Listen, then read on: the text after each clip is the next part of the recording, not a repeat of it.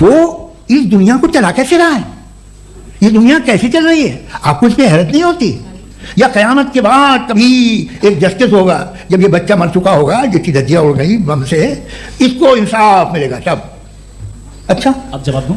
हाँ दीजिए। मैं इसीलिए आप ही तरफ। सबसे पहले आपने रेवलेशन और स्क्रिप्चर्स की बात की, इस पे मैं बात कर सकता हूं लेकिन आज नहीं करूंगा क्योंकि वक्त कम है, कभी और इस पे डिस्कस करेंगे। मैं तैयार हूं उस पे भी बात करने के लिए। ये अभी से राउंड 2 की भूमिका तय हो रही है। Does God exist round 2? जी, चूंकि आज गॉड के एग्जिस्टेंस पे बात है तो मैं उसी के रिलेटेड जो है आपके सवालात को एंटरटेन भी करूंगा और मैं भी पूछूंगा। आपने कहा कि आपने साबित ही नहीं किया, जबकि आर्गुमेंट ऑफ कॉन्टिंजेंसी बुनियादी आर्गुमेंट है। आप मुझे कॉन्टिजेंसी का मतलब बताइए, आपका मतलब क्या कॉन्टिजेंसी?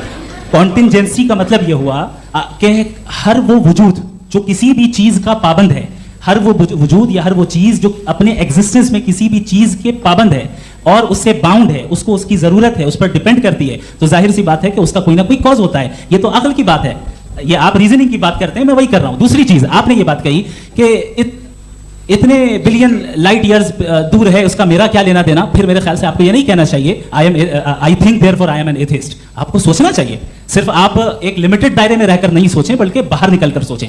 आपने तीसरा सवाल किया, आपने 2-3 सवाल एक साथ। ऐसी बातें ना कीजिए, कुछ लोगों को इतराज हो जाएगा आप पे कि आप कुछ भी सोचिए।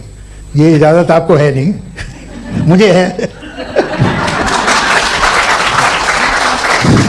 जी, आपने प्रॉब्लम ऑफ इविल के ताल्लुक से सवाल किया और बार बार आप एक लफ्ज रिपीट कर रहे हैं कि ओमनीपोटेंट गॉड है, ऑल पावरफुल गॉड है। यही तो दरअसल समझना है कि गॉड का कॉन्सेप्ट क्या है। प्रॉब्लम ऑफ इविल जो है, प्रॉब्लम ऑफ इविल दर हकीकत 2 असम्पशंस पर कायम है। अगर आप इन 2 असम्पशंस को समझ जाएं तो ये प्रॉब्लम नहीं रहेगी, आर्गुमेंट आपको समझ में आ जाएगी कि ये कोलैप्स कर जाता है।